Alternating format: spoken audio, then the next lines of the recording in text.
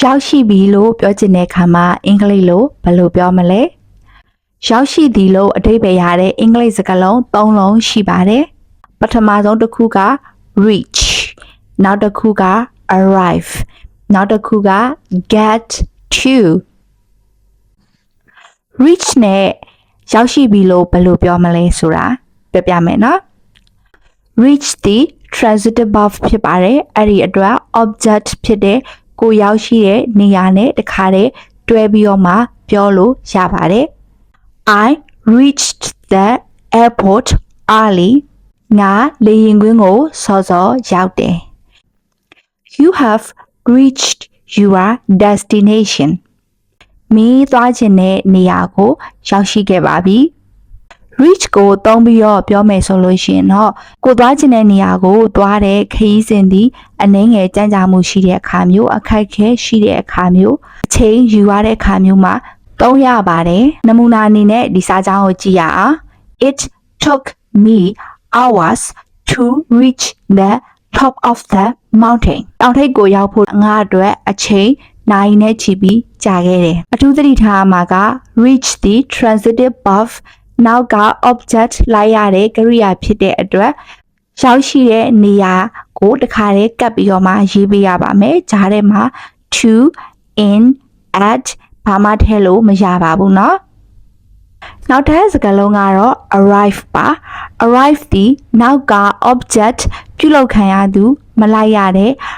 intransitive verb ဖြစ်ပါတယ်ဒီလို verb မျိုးတွေရဲ့အနောက်မှာ preposition နောက်ထပ်တစ်ခုခု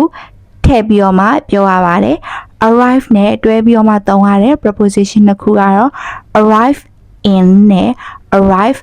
at ဖြစ်ပါတယ်နိုင်ငံမြို့ရွာစတဲ့နေရာတွေကိုရောက်ရှိပြီလို့ထည့်ပြောခြင်းတဲ့အခါမှာ arrive in နဲ့သုံးပါတယ် We arrived in the USA last Sunday ငါတို့က USA မှာပြီးခဲ့တဲ့တနင်္ဂနွေနေ့ကလေးကရောက်နေခဲ့ကြတယ် The team will arrive in Paris next month အသင်းက Paris ကိုနောက်လတည်းမှာရောက်မယ် arrive at ကိုတော့ဒီချေတို့ကနေရာတစ်ခုကိုတိတိကျကျထည့်ပြောပြီးတော့ဒီနေရာမှာရောက်တယ်လို့ပြောတဲ့အခါမျိုးမှာသုံးပါတယ် She arrived at the stadium early သူမကအားကစားရုံစောစောရောက်နေခဲ့တယ် What time will you arrive at the museum tomorrow မင်းမနက်ဖြန်ပြတိုက်ကိုဘယ်ချိန်မှရောက်မှာလဲတတိထားမှာက arrive ရဲ့နောက်မှာရောက်တဲ့နေရာကိုတန်းပြီးတော့မှမထည့်ဘဲနဲ့ in ဒါမှမဟုတ်ရင် at ထည့်ပြရပါမယ်နောက်ထပ်တတိထားမှာက to လုံးဝမထည့်ရပါဘူးเนาะ reach ရဲ့နောက်မှာလည်း to မထည့်ရပါဘူး arrive ရဲ့နောက်မှာလည်း to မထည့်ရပါဘူးเนาะနောက်ဆုံးစကားလုံးကတော့ get to the phrasal verb ဖြစ်ပါတယ်ရောက်ရှိတယ်လို့အဓိပ္ပာယ်ရပါတယ် get to ရဲ့နောက်မှာတော့ရောက်ရှိတဲ့နေရာ object တစ်ခုထည့်ပေးရပါမယ်နမူနာဝေကြတွေကိုကြည့်ရအောင်နော် We got to the mall on time ငါတို့ဈေးဝယ်စင်တာကိုအချိန်မီရောက်ခဲ့တယ် What time did you get to the hotel မင်းဟိုတယ်ကိုဘယ်ချိန်ရောက်ခဲ့တာလဲ I got to the hotel around 2ငါဟိုတယ်ကို2နာရီဝန်းကျင်ခန့်အချိန်မှာရောက်ခဲ့တယ်သတိထားမှာက get to plus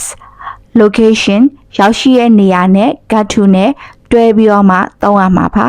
ဒါပေမဲ့ to ပါလို့မရတဲ့နေရာတစ်ခုရှိပါတယ်အဲ့ဒါကတော့အိမ်ပြန်ရောက်ပြီလို့ပြောတဲ့အခါမှာ get home နဲ့ပဲသုံးပါတယ် get to home လို့မရှိပါဘူး example sentences တွေကိုကြည့်ကြမယ် When will she get home သူမအိမ်ကိုဘယ်ချိန်ပြန်ရောက်မလဲ I will get home at noon ငါအိမ်ကိုမွန်းတဲ့ချိန်လောက်ပြန်ရောက်မယ်ဒီချက်ရဲ့ post အောင်မှာ reach arrive in or arrive at get to ဒီသုံးခုကိုတစ်မျိုးစီသုံးပြီးဝကြအားလုံးပေါင်း3ကြောင်းရေးပေးခဲ့ပါเนาะဒီချက်တစ်ခုချင်းစီကိုတခြားစစ်ပေးပါမယ်